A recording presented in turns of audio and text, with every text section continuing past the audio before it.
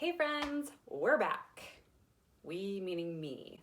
I'm Laura, aka Sassy. All my friends call me that, so feel free to do the same. But we're making this YouTube thing a reality. I mean, I literally put on makeup and did my hair today for you guys. You should be so impressed.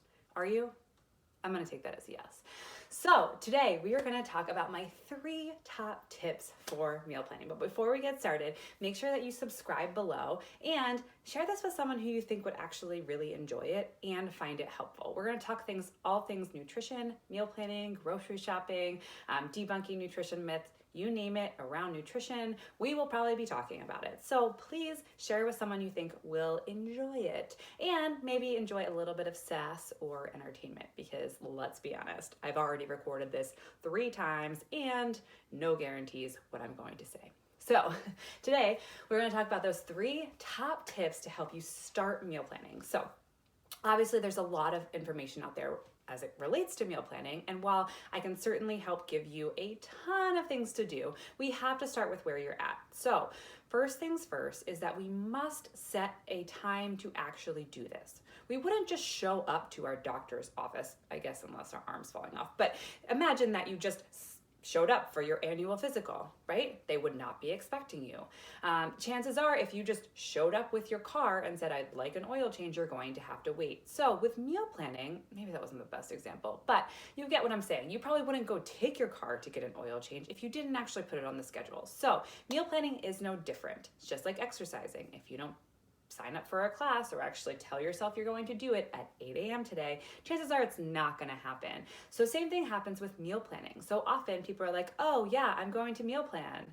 And I say, when? And they're like, yeah, I'm going to meal plan. And it's like this mysterious unicorn that just never happens. So put it on the calendar. Make it a weekly date. For me, it's Sunday mornings. Sunday mornings, I enjoy a cup of coffee, and I'm normally looking through some recipe books or some cookbooks, and I start planning out what I want for the week. To me, it's a very relaxing hour that I have to myself to kind of get things done. So that's when I do it. I have a lot of clients who do it midweek. They do it during their lunch break, or they do it on the evening while they're watching TV. There's so many options, but if we do not schedule it, it probably won't happen. So that is your first task, is to schedule in a time to meal plan for the following week, or for some people, they like to plan a few days ahead. So maybe today is, I don't know, Monday, and you have no idea what you're gonna have Tuesday, Wednesday. Great, plan for Tuesday, Wednesday, reconvene on Wednesday, plan for Thursday, Friday, and you go on and on and on. So once you have that scheduled, make sure you actually show up to do it. If you struggle, text a friend and have them keep you honest. Next, once you have that plan set up and say, okay, Sunday at 9 a.m., I'm going to get this done. Next step, you want to make sure that you actually have resources to pull from. How often have you gotten stuck on Pinterest or Instagram and all of a sudden you're looking at someone's cute baby or their new car or the hike they just went on, and you forgot why you even pulled up Instagram to begin with? Chances are it's because you got distracted and you forgot that the recipes are actually in your save file. They are not on the nice little scroll hole. So what I recommend here is one of 2 options. I mean, you could do both, but first is having a list of go-to recipes that you and your family can pull from. Why? Because there's probably some picky eaters in your household. You might be one of them. I see you. So you want to make sure that there's recipes that you can pull from that everyone likes and you actually like to cook or know how to cook. Maybe it's those sheet pan chicken fajitas or that Instant Pot chili or DIY pizza party, whatever you want to do. It doesn't matter what the recipes are, but make sure they're ones that are tried and true for your family or for your roommates or whoever you're living with. Maybe it's just for you.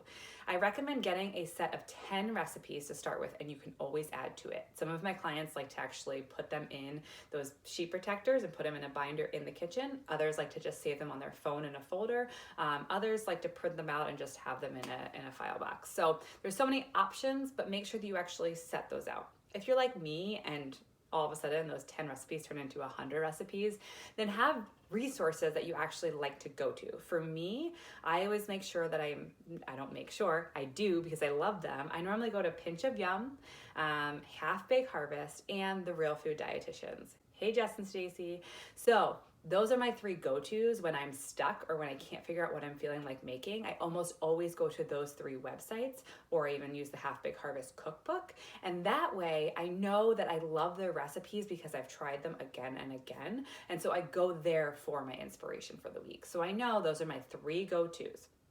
If, however, we don't have our go-tos, what happens is we just end up scrolling and we feel overwhelmed and frustrated. And then what happens? Nothing. We end up going to the grocery store and saying, the heck with it, right? I'll just buy whatever looks good, those cookies, those Twizzlers, all going in my cart. So we will get to that at a later date. But the third and final tip is to start small with meal planning and grow big. So too often when people are starting with meal planning, they want to meal plan their entire life. Well, it's not that simple, and our moods change, our tastes change, and what's in season changes, or what actually goes bad in our refrigerator changes.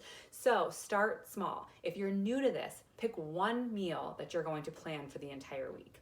Dinner is my recommendation because most people struggle with getting dinner on the table that they feel really good about. To start there, I recommend no more than 2 to 3 recipes per week because it's just too much and too overwhelming if all of a sudden we have to cook 5 or 6 recipes. It sounds great in theory, but in practice, it's actually a lot of work. So try that out. Try 2 or 3 recipes pulled from either your favorite recipes or those resources that you found. And then you can make sure that you have that set for about 2 to 3 weeks. Really reel it in. Then, once you feel comfortable, add in the next meal. Don't add in everything. So say, okay, I know I can do 2 to 3 dinners. Can I also add in 2 breakfast options this week? Maybe an overnight oat or maybe an egg bake. There's so many options out there. And then once you feel comfortable with that, we just keep adding. So start small, grow big, maybe start adding every 2 to 3 weeks depending on your comfort level. So those are my top 3 tips to hopefully help you guys get started with meal planning and really enjoy the process. Meal planning does not have to be black or white, all or nothing. It's meant to help you get food on the table that you feel good about, helps prevent food waste, and really just helps you feel like, you know what, I am in control of my health. So if you have any questions, just comment below or head on over to Instagram at The Sassy Dietitian and let me know what other topics you guys are excited to hear about, because I can obviously talk forever, but I want to be talking about what you guys want to know about. So don't forget to subscribe. I really, really, really would love for you to share this channel with somebody. And I think that's it for now. So we'll chat later. That's it. I don't know how to sign off. So we'll just keep doing a weird dance until I decide it's time. Bye. Hey friends.